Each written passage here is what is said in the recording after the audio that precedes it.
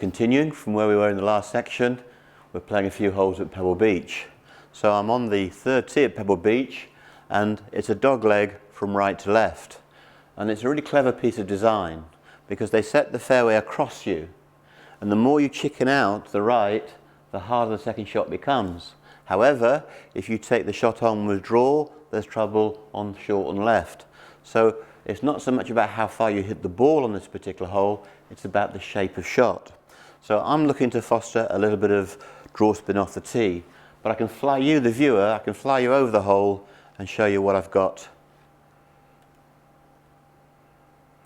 So here we are, this is the helicopter view.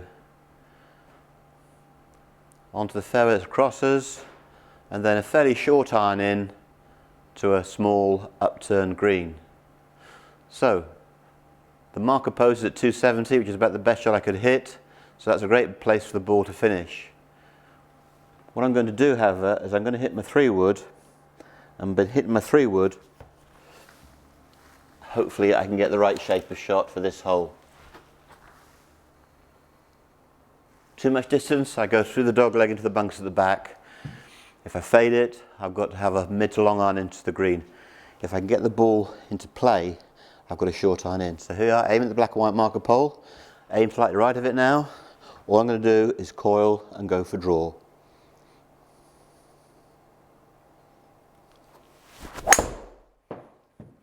So you can see I've got the ball to turn mildly from right to left, and being a 3-wood, it's getting a little bit of run. So for me, 259, 260 is about where my driver would go, but because I've got shape with a 3-wood, I've got nice distance. So now I've only got 102 yards into the flag.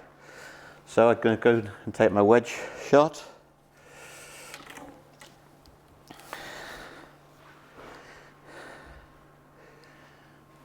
Now there's quite a lot of green to work with here, so I'm going to play a fairly square stanced wedge. It's quite a strong shot, it'd be in the draw spin family. If I was 30-40 yards away, I'd be cutting it in, but 102 yards slightly up the hill, I see the shot slightly right to left.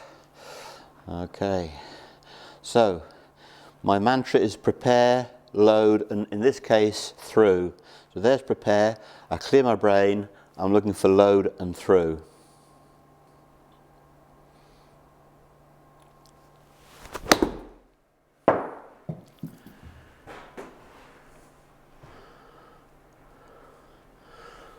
So I'm happy with that.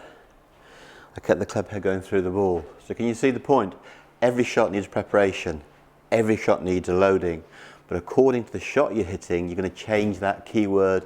That third word can change. So as I hit that wedge, particularly with the ball slightly above my feet and the elevated green, I could easily have turned the ball over.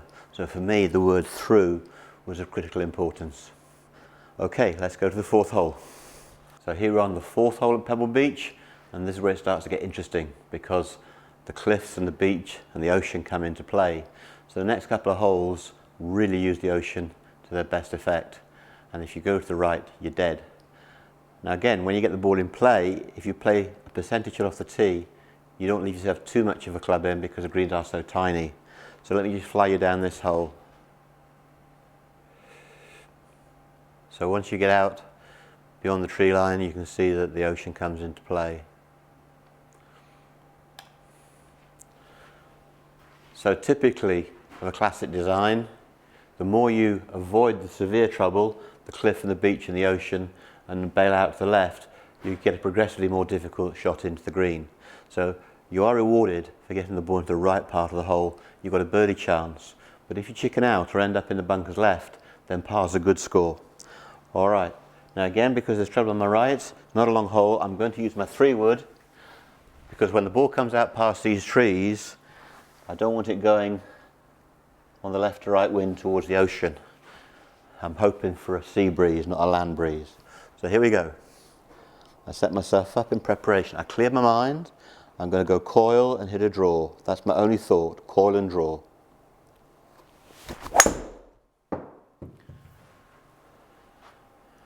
Now I'm pleased with that shot. Now the thing that I know is if I'd put that swing onto a driver, I'd have probably got some cut spin and been in jeopardy of going on the beach, okay? So the extra loft saved that shot for me and I got away with it. It looked pretty good. but I know that I didn't quite nail it. And if I'd made the same swing with the driver, I'm pretty sure that I'd have been close to the precipice on the right. Now, because I've hit a good tee shot in terms of position, I've only got 82 yards to the flag, and although it's a small green, if I get the ball on the right half of the green, then I've pretty much got a birdie putt. Okay, so here's my preparation. I'm going to load, and I'm just thinking of sending the ball through about 80 yards. That's my thought. Load and through.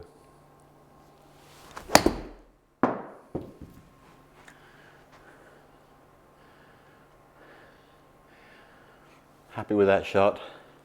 Again, the GC2 simulator is so realistic. It actually mimics the greens in terms of direction of break and grain towards the sea, as they say. So when you play this course, the small, fast greens really make it quite tricky.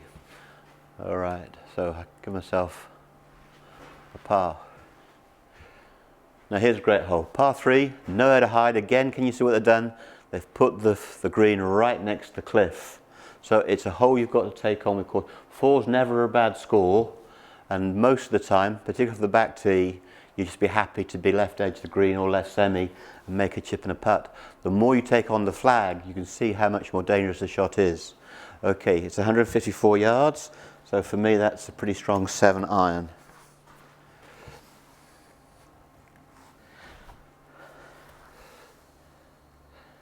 Now some people would fade the ball into the flag, but to me that's going towards the trouble.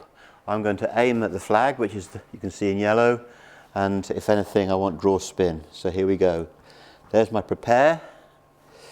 I'm going to load and go through with draw. So this is load and through draw.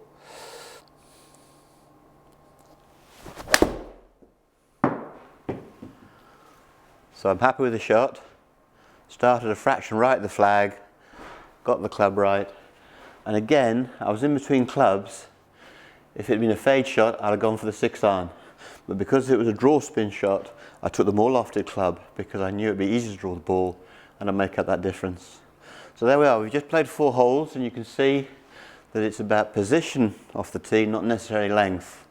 And the more effective your tee shot is in terms of strategy, the more chance you've got of making birdie.